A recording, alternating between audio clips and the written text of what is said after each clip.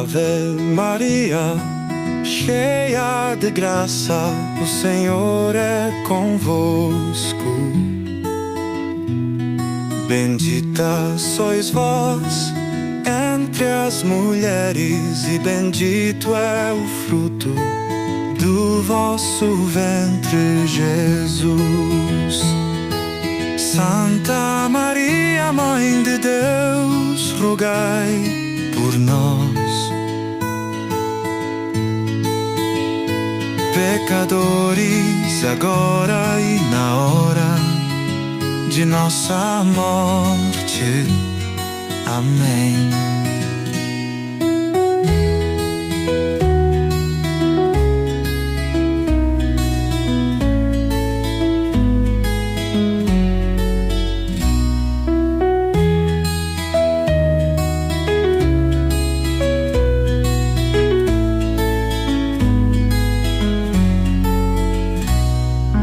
Ave Maria, cheia de graça, o Senhor é convosco. Bendita sois vós entre as mulheres, e bendito é o fruto do vosso ventre, Jesus. Santa Maria, Mãe de Deus, rogai por nós, pecadores, agora e na hora de nossa morte. Amém.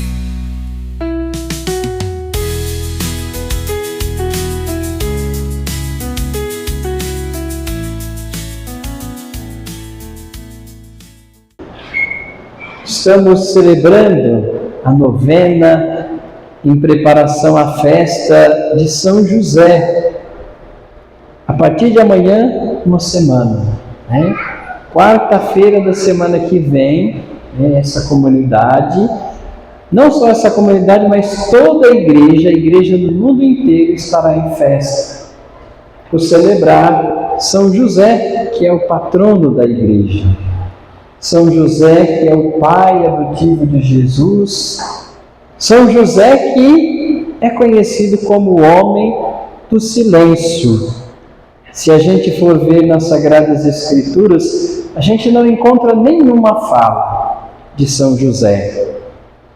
Mas isso não significa que São José seja um homem que não tem voz. A comunicação de uma pessoa não se dá apenas pela sua voz.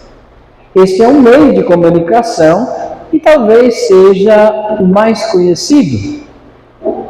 Isso que acontece não só na vida de São José. Se nós, por exemplo, pegarmos alguma pessoa que tem a deficiência, né, na sua fala, significa que ela não se comunica? Não. Ela tem uma linguagem própria, mas ela se comunica. Porque senão nós vamos olhar para São José e perceber que ele é o homem do silêncio, porque ele não diz nada. E dizer que ele é o homem do silêncio significa que ele não tem vontade, que ele não tem escolha. Não é isso.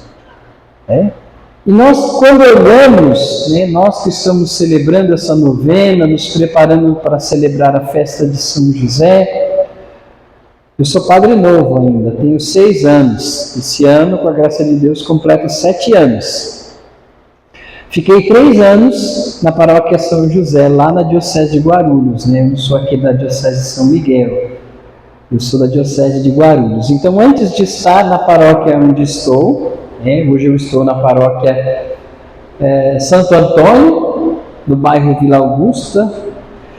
Aqui eu não sei nem onde eu estou, né? Porque o Waze me rodou e me trouxe aqui. Eu sei que eu cheguei aqui. Mas aonde eu estou, eu não sei. Se você falar, olha, vai embora sozinho, eu vou falar para você, olha, eu preciso que você me dê uma direção para onde seguir. Embora sejamos tão perto, né, eu não costumo vir muito, né, para o lado de cá, porque todas as minhas obrigações estão ali, na diocese onde eu estou. Mas é curioso né, São José sempre passa pela vida de todos nós, não só eu que sou padre, né? E tem muito a ensinar a todos nós.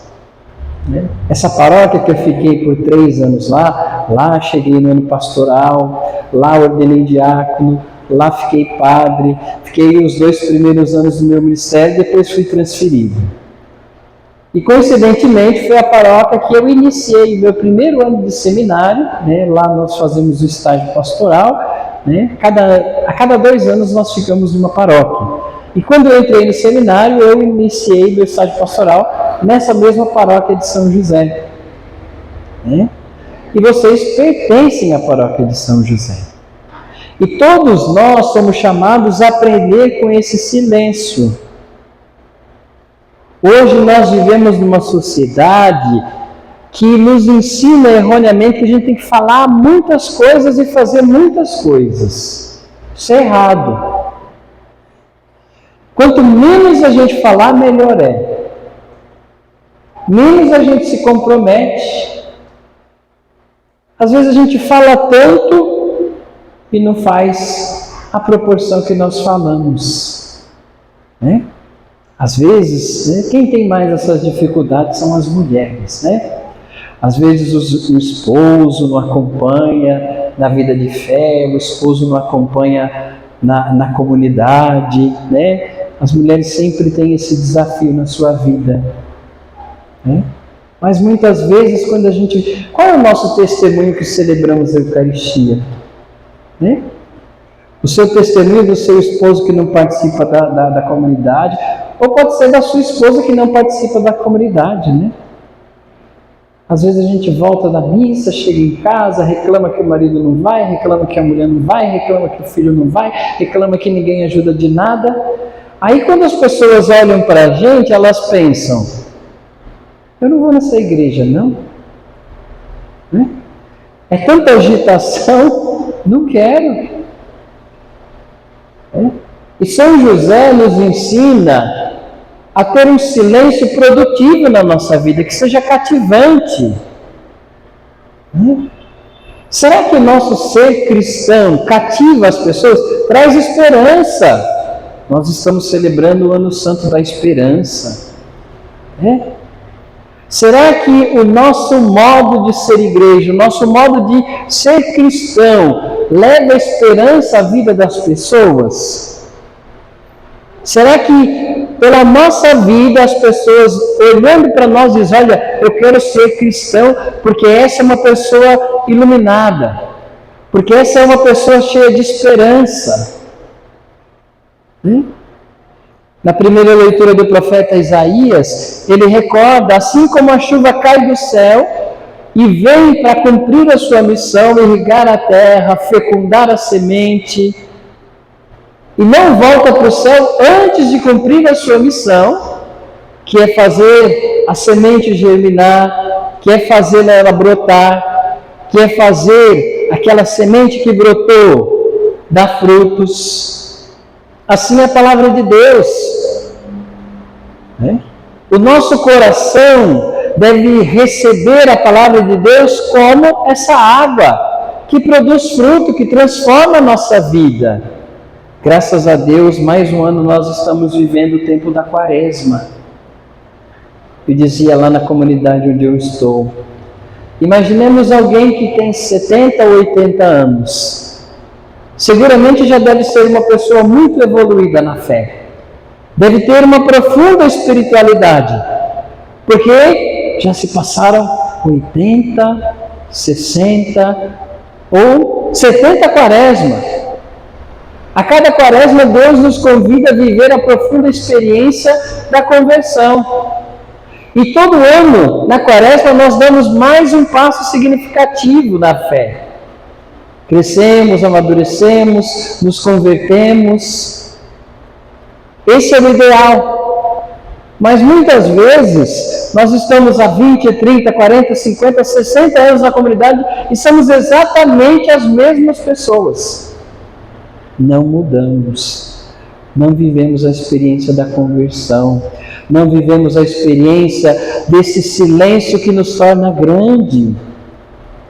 São José, mesmo sem dizer nenhuma palavra ali nas Sagradas Escrituras, mesmo sem compreender muitas coisas da sua vida, né?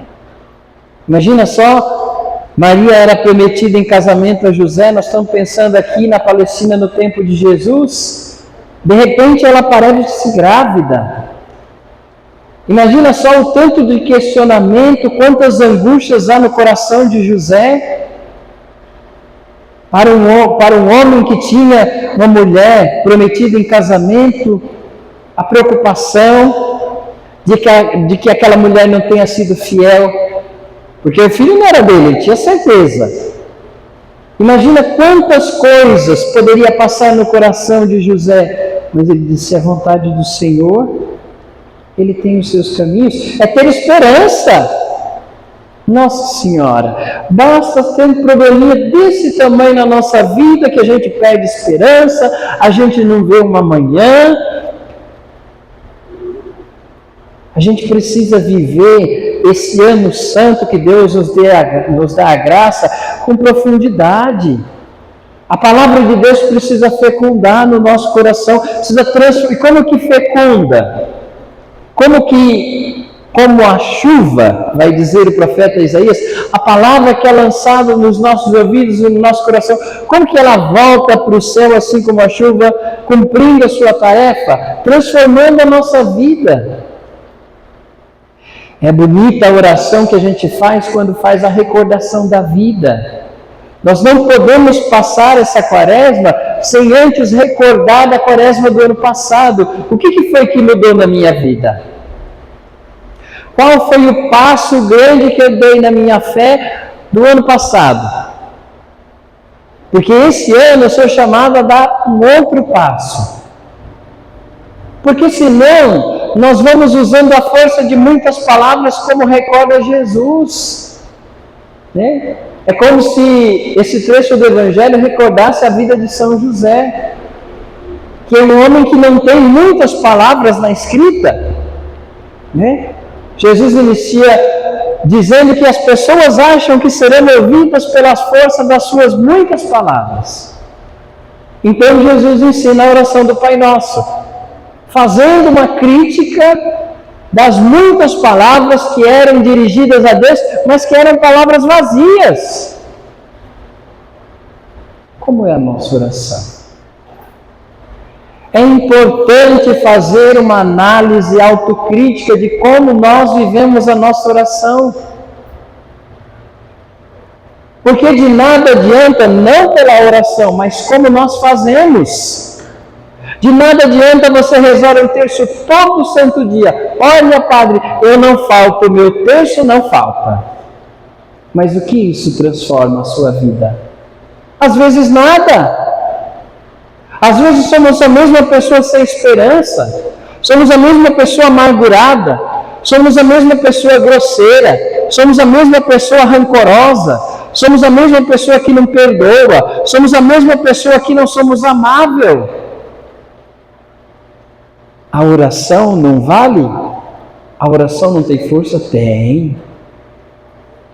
Mas é o nosso coração que não permite que ela fecunde em nós. Outro dia eu dizia lá na comunidade onde eu estou, e às vezes nós nos expressamos de modo errado. Talvez nós temos uma ideia até boa, mas nos expressamos errado.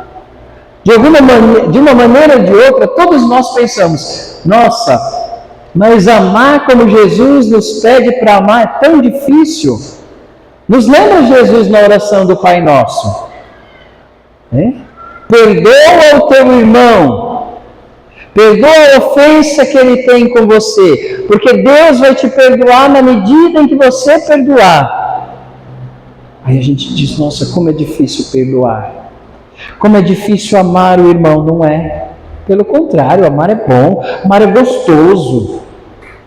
Amar nos torna nobres, amar nos dá a dignidade quase de ser como Jesus. São João vai dizer: por que nós amamos? Nós só amamos porque Jesus nos amou.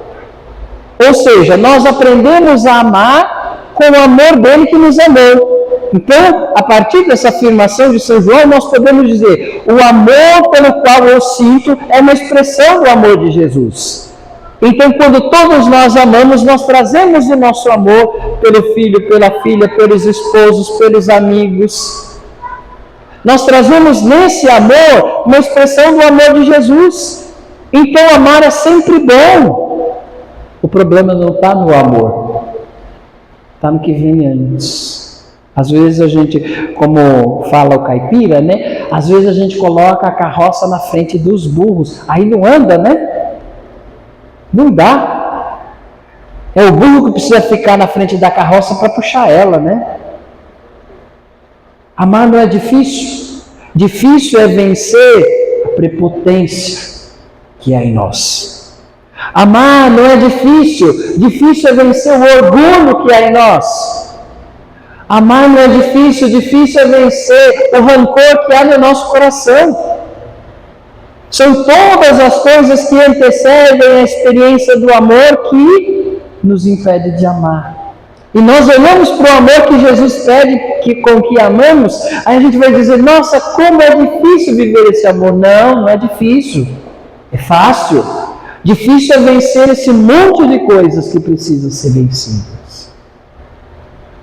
A gente quer falar. Por que a gente tem uma boca só e 2 ouvidos? Isso já é uma grande sugestão, não é? Que a gente deveria ouvir mais. A gente deveria silenciar mais. Ruminar a palavra de Deus no nosso coração. Sermos homens e mulheres que são a expressão da misericórdia. Né? Sermos misericordiosos assim como Deus é com a gente. Qual é a bonita experiência que nós fazemos quando vamos ao encontro do sacramento da reconciliação, que nós apresentamos diante de Jesus toda a nossa podridão. Ninguém no sacramento da reconciliação apresenta coisa boa. Nós apresentamos tudo aquilo que nós temos de pior, que somos, que fizemos, que deixamos de fazer. E qual é a resposta de Jesus? Nos perdoar. E por que, quanto aos irmãos, nós agimos diferentes?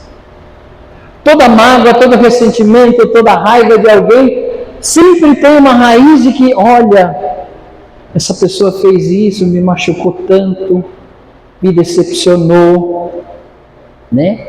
Está sempre ligado a alguma coisa que alguém fez para nós e não deveria ter feito, ou que não fez e nós esperávamos que fizesse, né? Os nossos rancores, mágoas, ressentimentos e ódios estão sempre ligados a isso. E a gente diz: ele não merece o nosso amor. Não merece mesmo. Mas quem disse que o amor é nós amamos porque o outro merece? O modelo sempre é Jesus. Ele nos ama porque nós merecemos? Não! A gente sai da fila da confissão, se confessa, se reconcilia com Deus e está fazendo o quê? Virando a esquina, pecando. Sendo infiel a Deus.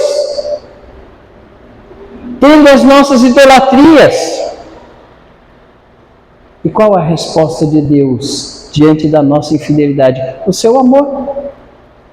Nós não merecemos o amor de Jesus, mas Ele nos ama porque Ele sabe que sem o seu amor, nós nunca vamos vencer a experiência do pecado, e por isso que Ele nos ama. E por que quando é com os nossos irmãos, nós só queremos amá-los quando eles merecem? É legítimo a dor, é legítima a decepção, que muitas vezes nós temos com os outros, mas não é legítimo o desamor. Não responde. O desamor, o desamparo é respondido através do amor. Nós não amamos as pessoas porque elas merecem, mas porque elas precisam ser amadas, como nós fomos amados por Jesus, não porque nós merecemos, mas porque nós também precisamos do seu amor. A gente precisa crescer muito. Às vezes a gente ouve a palavra, ouve a cabeça dura. Entende o que quer, ouve o que quer. E Jesus fala para nós, abre o coração. Aquela bonita expressão que deve acompanhar esses 40 dias do profeta Joel, lá na quarta-feira de cinza. Rasgai os vossos corações e não as vestes. De que adianta fazer jejum os 40 dias da quaresma e não muda nada? Do que adianta acordar lá cedinho para rezar rosário com Frei Gilson e nada muda? Acorda cedo, tem que trabalhar o dia inteiro, depois fica igual uma serpente querendo morder todo mundo o dia inteiro, porque está cansado. Adiantou alguma coisa? Não. No máximo perdemos o nosso tempo. Nenhuma oração é ineficaz, nenhuma. Seja as orações prontas, a oração do Pai Nosso, que Jesus ensina à comunidade, tantas outras orações que nós fazemos, as nossas orações espontâneas, nenhuma oração é infértil. A infertilidade está como nós aplicamos ela na nossa vida. Como nós aplicamos a oração na nossa vida. O que nós fazemos e como nós vivemos depois das nossas orações. E é aí que está a transformação. Com certeza, para viver essa experiência de amor que São José viveu, essa experiência de despojamento. José tinha sonho, gente. Como toda pessoa, né? A maior parte de vocês já foram casados. Vocês sonharam com esse casamento. Vocês sonharam com o seu esposo, sonhou com a sua esposa, sonhou com seus filhos, sonhou em construir uma família, sonhou como seria a sua casa um dia. José também. Ele era gente. Mas diante da vontade de Deus, ele diz: não, Senhor, eu vou fazer esse esforço de abrir mão de tudo isso aqui que são os meus sonhos, os meus projetos, os meus desejos, a minha vontade. E vou fazer da tua vontade, Senhor, a minha vontade. E qual é a vontade de Deus para nós? Que nos amemos. Que sejamos misericordiosos. Que tenhamos compaixão uns dos outros. É isso que o Senhor nos pede. O Senhor não nos pede para deixar a nossa casa, para ir para outro país, para ir para outra cidade, para transformar a vida do vizinho, para transformar a nossa. Que celebramos a Eucaristia todo domingo e vivemos como se não celebrássemos a Eucaristia todo domingo, porque somos os mesmos cabeça dura. Porque no fundo a gente reza: seja feita os nossos lábios pronunciam que sejam feita a tua vontade, assim na terra como no céu, mas o nosso coração, no mais profundo dele, diz: que seja feita a minha vontade, assim na terra como no céu. Haja vista quem denuncia isso, e olha, não conheço nenhum de vocês, estou conhecendo vocês hoje. São as nossas atitudes, o nosso jeito de viver que nos denuncia. Não é para ninguém se constranger porque os irmãos da comunidade um conhecem o outro, não. Eu acho bonita uma experiência que era vivida nas primeiras comunidades cristãs. Uma coisa que não era segredo era os pecados de ninguém. Todo mundo sabia o pecado de todo mundo. Não porque todo mundo era curioso para saber o que o outro fazia, não. A dinâmica era: os pecados precisam ser colocados em comum. Por quê? Porque na medida que eu coloco, eu abro para a minha comunidade, que eu celebro a fé, que nós caminhamos junto com Jesus Cristo, eu abro para Ele os meus pecados para que Ele possa me ajudar. Olha só como os valores vão invertendo.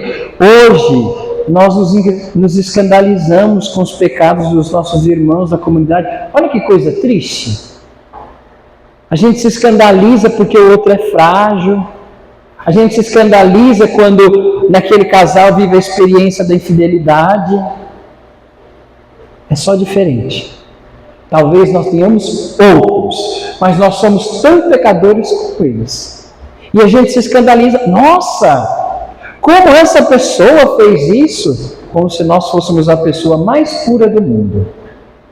Quase como se nós fôssemos imaculados. Não temos pecados.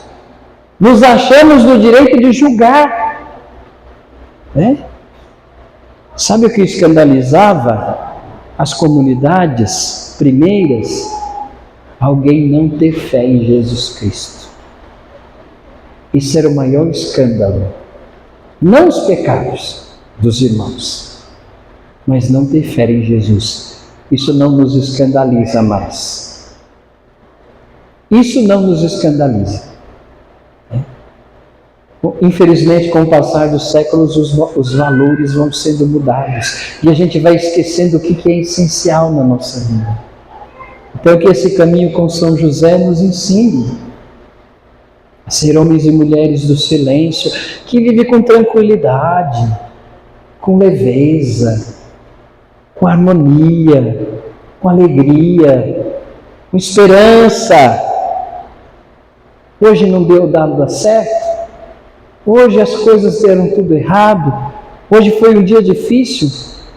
Amanhã, com toda certeza, será um dia melhor. Será um dia melhor. Eu dizia lá na comunidade, encerro por aqui, nesse final de semana, porque recordava uma fala de São João Crisóstomo.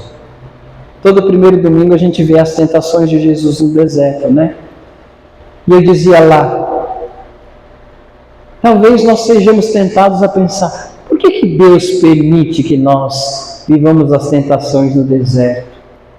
Por que Deus permitiu que Jesus fosse tentado?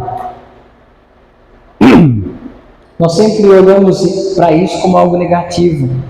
São João Crisóstomo, a respeito das tentações, vai dizer algo muito interessante, que nos faz olhar para além com esperança.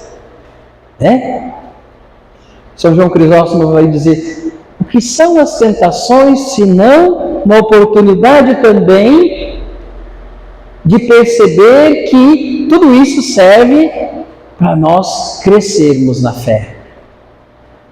Imagina só, se não fossem as tentações, nós seríamos as mesmas pessoas. A gente não teria motivação de ser um pouco melhor. Ele vai dizer, o que seriam as tentações, senão uma tentativa de nos empurrarmos para sair do mesmo lugar. Nos fazer perceber que nós podemos ser muito mais do que nós somos. Podemos crescer muito mais do que crescemos. Ir para frente muito mais do que já fomos. Tira do conforto? Tira. Tira daquele lugar que nós já conhecemos? Tira. Mas só assim a gente cresce. Só assim nós amadurecemos. Para estar firme, para viver aquilo que o Senhor espera de nós. Que o Senhor assim nos fortaleça para ser homens e mulheres de fé e seguir esse caminho tão bonito que tem uma meta, que é o reino de Deus. Esse é o desejo que nos torna comum. Estar no reino de Deus. Mas precisa seguir o caminho de Jesus. E a sua palavra e a sua Eucaristia nos fortaleça nesse caminho para vivermos juntos Ele.